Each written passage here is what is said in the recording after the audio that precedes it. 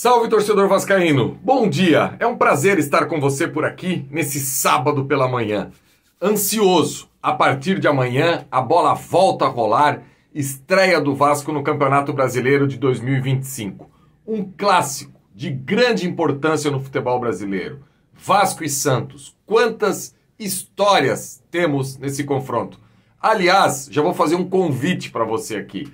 Hoje é faísca, mas amanhã, no Acorda Vascaíno, quero trazer uns detalhes aí de alguns confrontos históricos entre Vasco e Santos. Hoje, a resenha por aqui é como o Vasco chega para esse confronto. Os 11 escolhidos do Carille. De que maneira é melhor distribuir esses jogadores em campo? Não temos ponta? Dá para jogar? Não dá para jogar? E a Argentina essa semana? Jogou sem ponta? Encantou? Enfim, várias interrogações que eu gosto de debater e ter esse espaço com você aqui, torcedor. Antes de eu começar na resenha, eu não posso esquecer de dar aquela moral pro Jean Reversé, esse corretor de imóveis aqui de Santa Catarina. Tá vendo esse QR Code aí na tela? Galera, você que está pensando em investir, você que está pensando em vir para o litoral de Santa Catarina, morar, passar férias, não esquece de passar o QR Code aí para você ter essa conversa com o Jean. Penha, Pissarras, Barra Velha, Balneário Camboriú, Itapema, Viva Parque, enfim. Esse litoral de Santa Catarina que não para de crescer, é um investimento com alta rentabilidade. Por exemplo, muita gente não sabe que Penha é a cidade do Beto Carreiro. Então, esse grande parque temático. E outra coisa, mesmo que você não seja o investidor, se você for um corretor de qualquer lugar do mundo, sim, do mundo, porque a nossa plataforma aqui alcança o mundo inteiro, você pode chamar o Jean Reversé para conversar, que você pode fazer algum tipo de parceria. Você pode ser um outro corretor, tem um investidor, vocês sentam e conseguem aliar aí o melhor produto para o seu investidor. Então, galera, dá essa moral que eu tenho certeza que você não vai se arrepender. Depois da vinheta, eu volto com a prancheta na mão, falando muito de como o Carille deve escalar essa equipe para o confronto de amanhã. Se liga aí!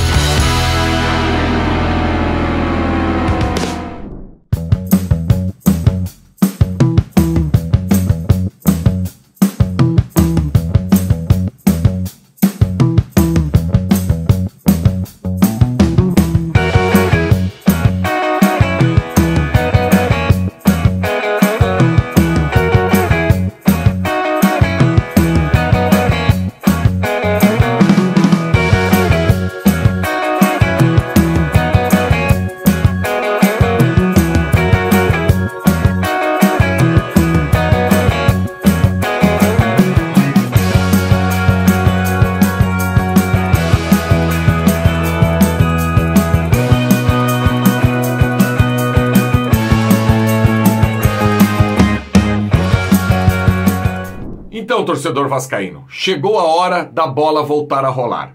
Amanhã o Vasco faz a sua estreia no Campeonato Brasileiro de 2025. Na verdade, para muita gente, amanhã é o pontapé inicial da temporada. Fazer esse paralelo entre o que é um campeonato estadual e o que é um campeonato brasileiro se faz necessário. Eu, particularmente, sou um defensor de campeonatos estaduais. Eu acredito que são campeonatos que ainda têm o seu valor. Infelizmente, precisavam de uma modificação. Os campeonatos estaduais hoje, na maioria deles, são deficitários. E a gente sabe disso. Principalmente o campeonato carioca. Eu acho que as equipes grandes jogam demais no campeonato carioca. Teriam que fazer no máximo aí 8 datas. Privilegiar as equipes de menor rendimento para jogar mais, melhor investimento, e equipes igual os 4 grandes do Rio entrar somente nas fases finais. Mas enfim, o que é jogado no Campeonato Carioca é muito pouco parâmetro para aquilo que é o nível de exigência no Campeonato Brasileiro. O vascaíno, então, tem um protocolo que a gente até brinca que é o protocolo Lucas Mineiro. Há uns 5, 6 anos, o Lucas Mineiro no Campeonato Carioca, volante, canhoto, que é até bom jogador, não é essa tragédia toda. Parecia que seria um cara que ia fazer uma carreira muito vitoriosa no Vasco. Só que o nível de exigência do Campeonato Brasileiro mostrou que não era um jogador de uma prateleira tão acima. Então agora a expectativa fica de como o Vasco vai se comportar no Campeonato Brasileiro. Falando do trabalho do Carille e do que eu penso daqui para frente, o sarrafo agora pode subir. Até então, era muito difícil cobrar do Carille um desempenho melhor de alguém que começou a temporada no dia 24 de janeiro, ou seja, o Carille tem aí praticamente 2 meses de trabalho à frente do Vasco, com os reforços chegando em cima da hora, 3 deles que vieram para o ataque, chegaram nas 2 últimas rodadas aí do Campeonato Carioca, Nuno, Garré e Lloyd, e o Rayan, que ele mesmo citou em coletiva, que viu muito pouco do Rayan jogando de 9, porque quando o Rayan chega do Sul-Americano, o Rayan já vai para a beirada, então ele tem essa dificuldade. E parece que o Carille tem os 11 titulares que amanhã ele vai colocar em campo. Uma equipe que provavelmente sai jogando com Léo Jardim no gol, Paulo Henrique na lateral direita, João Vitor, Maurício Lemos, que ganhou a vaga do Lucas Freitas, e Piton. Um meio de campo com Hugo Moura, Paulinho e Coutinho. Na frente, Nuno, Garré e Verratti. E agora eu quero trazer a prancheta aqui para você, torcedor, do que eu imagino e daquilo que o Carille pode fazer e espalhar esses 11 iniciais dentro de campo. Basicamente, se a gente pegar a plataforma de jogo que o Carille mais gosta de jogar, ficaria assim, né? O Léo Jardim aqui, a linha de 4 defensiva aqui atrás, os 2 volantes aqui lado a lado, o Coutinho por dentro, o Verratti mais à frente, Nuno de um lado e Garré do outro. Se a gente adotar a plataforma 4-2-3-1 como aquela original do Carille, basicamente é para ser isso aqui. Só que o Carille, durante o Campeonato Carioca, em algumas vezes ele acabou flertando no 4-1-4-1, que é muito fácil de ter essa modificação até mesmo dentro do próprio jogo, que é o Paulinho dar um passo à frente, empurra o Garré um pouquinho para o lado, Paulinho, Coutinho, Nuno com o Hugo Moura ficando centralizado aqui. Então você acaba desenhando esse 4-1-4-1 aqui de uma maneira até bem tranquila e fácil de entender. Existem vários modelos táticos para você ganhar e para você, eu até brinco, ganhar ou perder um jogo. E eu, particularmente, gosto muito do modelo que você tenha pontas extremas com força. Só que essa semana foi uma semana de muito debate para aqueles que gostam da tática do futebol. Porque provavelmente, se não a melhor seleção do mundo, ou estar entre as 3 melhores seleções do mundo, que é a seleção da Argentina, não tem esses jogadores de beirada. No último final de semana, por exemplo, a gente viu a Espanha jogando contra a Holanda. E a Espanha com 2 beiradas clássicos, de pé trocado aí. Nico Williams de um lado e Lamine Yamal do outro. Extremas que têm toda a noção daquilo que precisa ser feito. O Nico Williams com um pouco mais de força, não tão técnico, mas exigindo uma função tática que ele consegue executar.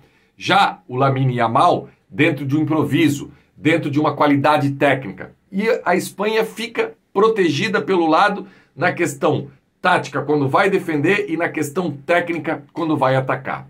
Aí a gente vem para outra seleção que é expoente no futebol mundial hoje, que é a Argentina, que joga contra o Brasil, encurrala o Brasil não vê a cor da bola, e se você escalar aí essa seleção da Argentina do meio para frente, você vê que não tem ninguém de velocidade, de força. Você vê Paredes, De Paul, Almada, McAllister, sabe? Álvares. Você não vê uma seleção que tenha jogador pela beirada que consiga desempenhar o que um Nico Williams e o que um Lamine Yamal acaba fazendo. Então, por que eu trouxe tão opostos aqui? Porque não existe a fórmula. Agora, quando eu estou falando de seleção espanhola e argentina, eu tenho que ter o entendimento que é apenas um parâmetro e não um comparativo com uma equipe igual ao Vasco. Porque esses jogadores, tecnicamente, são superiores àqueles que o Vasco tem hoje no elenco. Então, independente da plataforma e do modelo, a execução será mais fácil de ser realizada, porque a técnica ela supera qualquer tipo de modelo tático na hora de você fazer a execução. Inclusive, eu vi essa semana, rodando aí pela internet, uma entrevista do mestre Tele Santana, falando que o treino, e esse é o tema principal do meu debate hoje aqui, sobre essa questão tática do Vasco, que não adianta você ficar fazendo treino tático, se o treino técnico ficar em segunda mão e os seus jogadores não conseguirem executar aquilo que o treinador precisa. Então, esse modelo do Vasco, com uma linha de 3 atrás do Verratti, Coutinho, Nuno e Garré, precisa ser algo que a técnica precisa ser muito apurada. Porque essa equipe do Vasco, ela não vai poder sofrer muito sem a bola. Ela vai precisar ser uma equipe que fica com a bola, uma equipe que pisa na área e, principalmente, uma equipe que não pode deixar mais o Verratti tão solitário lá na frente. Porque quando a gente fala da organização da equipe do Vasco, principalmente ofensiva, o Verratti é um jogador que essa semana ganhou o prêmio aí de melhor atacante do Campeonato Carioca, artilheiro do Campeonato Carioca, e o torcedor do Vasco sempre tem um ponto de interrogação em relação ao rendimento do Verratti. E eu também tenho.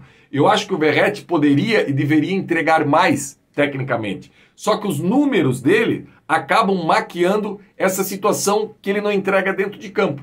E é difícil você ter esse debate, porque quando você pontua isso, muita gente que está assistindo esse vídeo pode estar achando que eu estou dizendo que o Verratti é um problema para o Vasco. O Verratti nunca foi um problema para o Vasco. O que o Vasco precisa é criar alternativas para quando o futebol do Verratti não está acontecendo, dependendo daquilo que o Vasco está enfrentando do outro lado.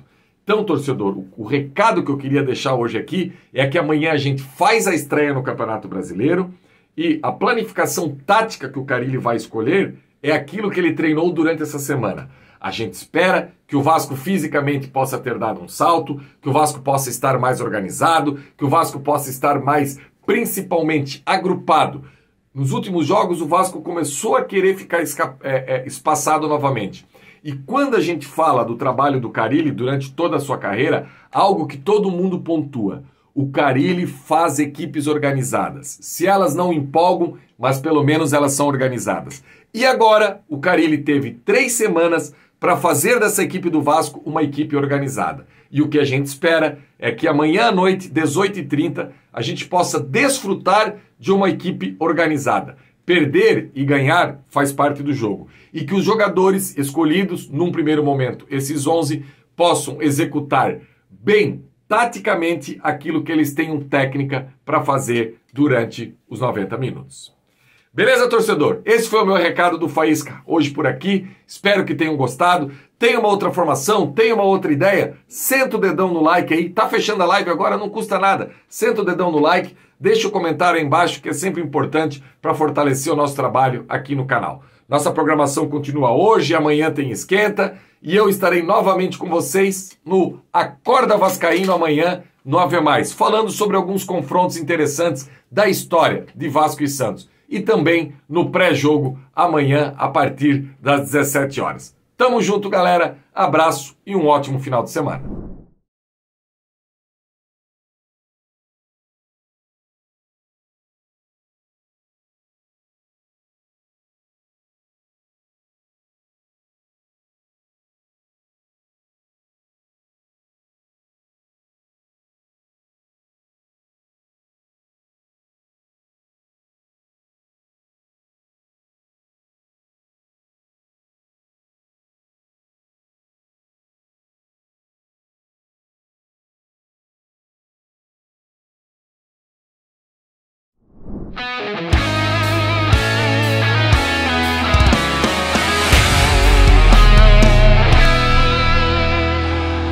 Para Roberto Dinamite, sozinho, atenção, vai vir